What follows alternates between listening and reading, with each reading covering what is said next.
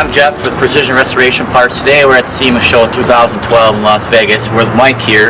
We help sponsor his Cloud9 truck. As you can see, a nice work. Mike, why don't you tell us a little bit about the truck, kind of what you did on this truck? Well, we've done pretty much everything on this truck from top to bottom, a complete restoration. We've been working on it, me and my grandfather, for the last 10 years. So when we started up here, we've tried to keep the original look to the engine and went with a throttle body injected 350 with fuel injection, 700 R4 transmission to make a nice dependable driving truck.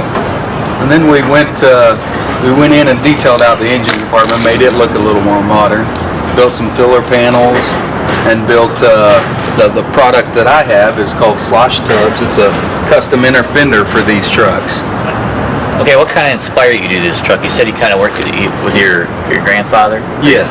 I learned how to drive in this truck. My grandfather drove it for 25 years, so it's always been my first love. It's my favorite truck. So a lot of sentimental value to it. A lot, yes sir, a lot. So what were some of the big challenges you had to kind of get in this truck the way you wanted it?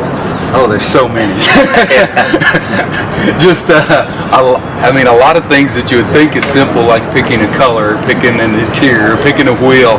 I mean, those are some of the hugest decisions to try to make I guess a design or a vehicle come together and have the right look. So. Yeah, kind of get it the way you want it. You know, you got it in your head, but now you got to get it in reality. Now you got to get it in reality. So what are some of the stuff you did to the truck that you're really most proud of, that you think sets yourself apart from all the other trucks and cars here at SEMA? Well, I would say a lot of it would be the detail in my engine compartment, the detail inside the bed, and keeping that classic look by running like all the classic moldings, the classic trim around the windshields with the precision rubber, and all of the little details that keep that GM look that I think GM did so well on these trucks. Yeah, I think you did a nice job. What you may not notice on the videos, all the details that Mike put into this truck, but little things that you don't see on other vehicles, the attention to detail. I mean, his tubs look fantastic. The way his motor came out is spot on, and the color, if you can see in person, it just really lights it up.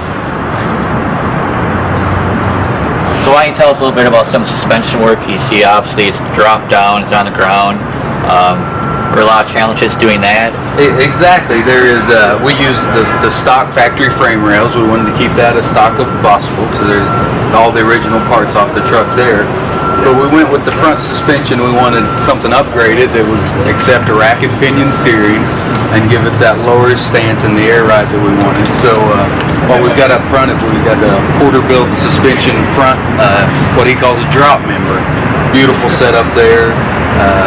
That accepts the airbags and corrects all the geometry that you need to get them this low and still handle right, look right. And also combined with that is the AccuAir ride control suspension. So beautiful air ride suspension that goes with it. Rides and drives like a dream. Awesome. Yeah, you have to take me for a ride later.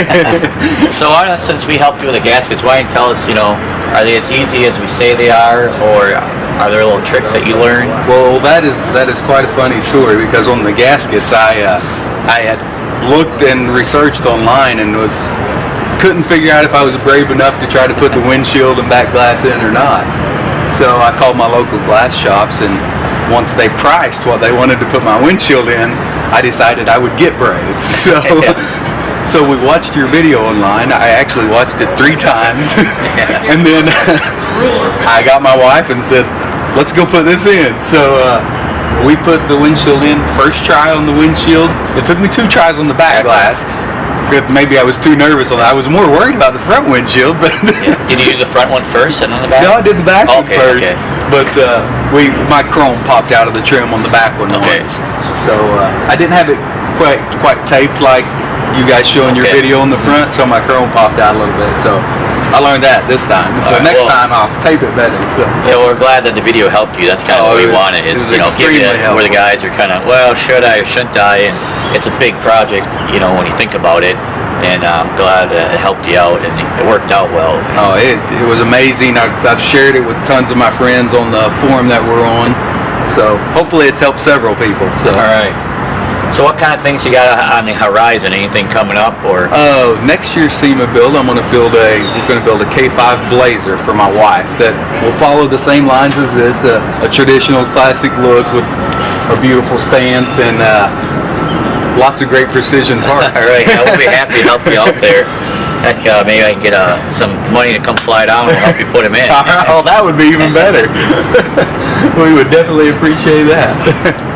So how long did this really take you? I mean, you said you've been working on it for a while, but once you got serious with it, I mean, did you work on it every day, all day, or, I mean?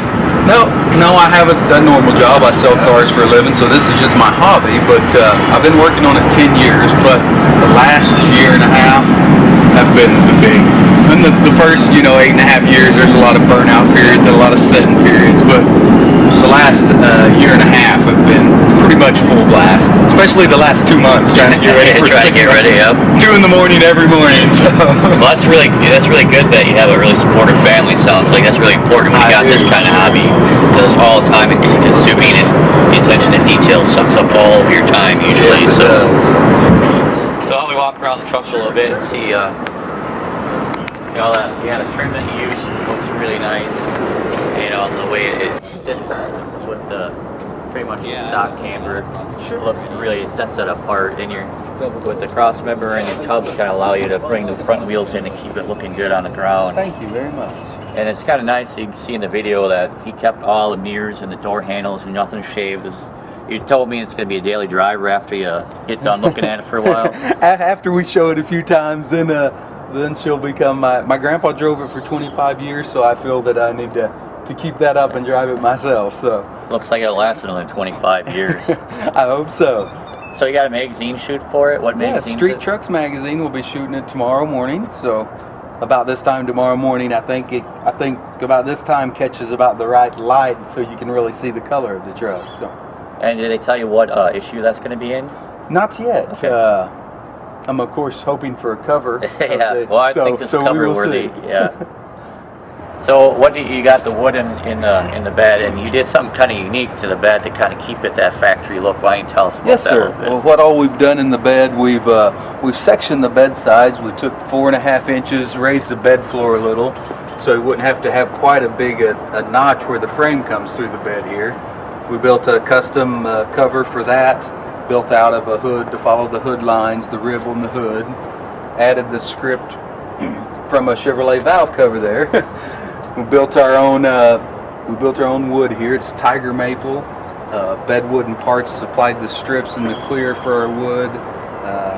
Added the fun little Speedway gas cap there, just because it looks really cool. We think so. Yeah, it keeps the size a little bit different, because this year it would have been behind the seat. Yes, and you don't want the smell of that. Yeah. Yeah, getting the gas tank out of the cab we thought was a must do there. So what's kind of next for your company, Slosh Tubs? Are you going to do any other tubs, any other models? Or yes, we've done. This is the 67 to 72 model, and we also have the 73 through 87 model, which brings us the reason for the K5 Blazer. Okay. So we'll have both body styles that we currently have, and have a model for both of them, basically. Okay. So. Are you going to do anything with the rear ones at all, you think? Or? Yes, I think I've had enough interest in that I'm going to have to do something back there, maybe a little wider, a little taller, maybe, so people will be able to do the front and rear both. Okay.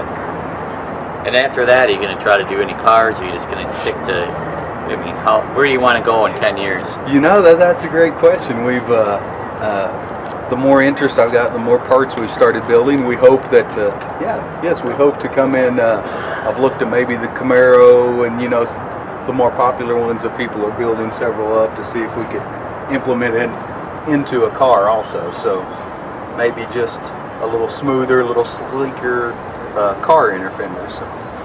Well, you keep doing steaming trucks and cars, and we'll keep helping you out. Well, I appreciate it very much. Thank you.